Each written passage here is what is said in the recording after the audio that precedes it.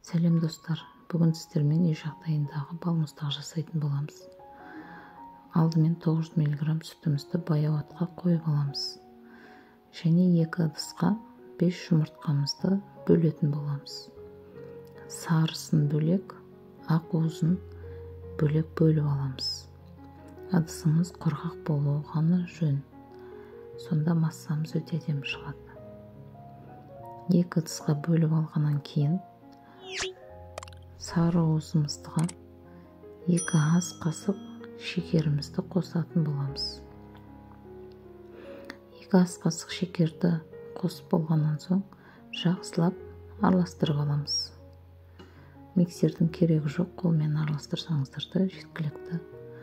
Осы сары жұмыртқамыздың сарысына 100 мг сүтті қосып араластырамыз.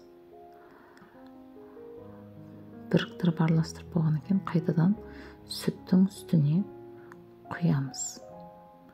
Жақсылап араластырып, біркелкі араласып болғанша қайтадан баяу отқа қоятын боламыз.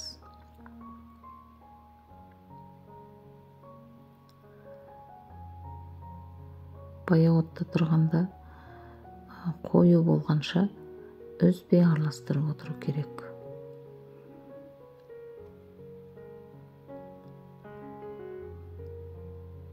Жақсылап араластырамыз. Мінекей, осындай қою болу керек. Осы массамызды суығанша қойып қоямыз. Бұл суығанша ақуызымызды дайындап алайық.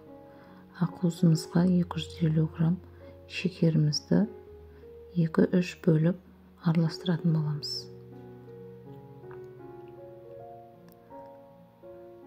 Миксердің көмегімен 4-5 минут араластырыңыздар. Ванилин қосып жіберіңіздер міндетті түрде. Жақсылап араластырып болған кейін қою біркелкі масса шығу керек. Міне достар, қараңыздар, өте керемет шықты.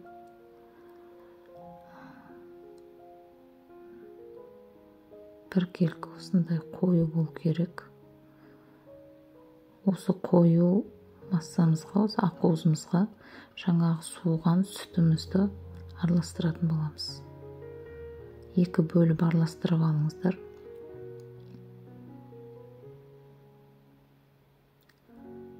Ерінбей үйде жасап көріңіздер, өте керемет болады. Балаларыңыз қуанатын болады. Осылай араластырып алып, миксердің көмегімен 2 минут араластырсаңыздар жеткілікті. Араластырған массамызды үйдегі қалаған ыдыстарыңызға бөліп құйып аласыздар. Бөліп құйып алған соң морозильникке 3-4 сағатқа салып қоясыздар.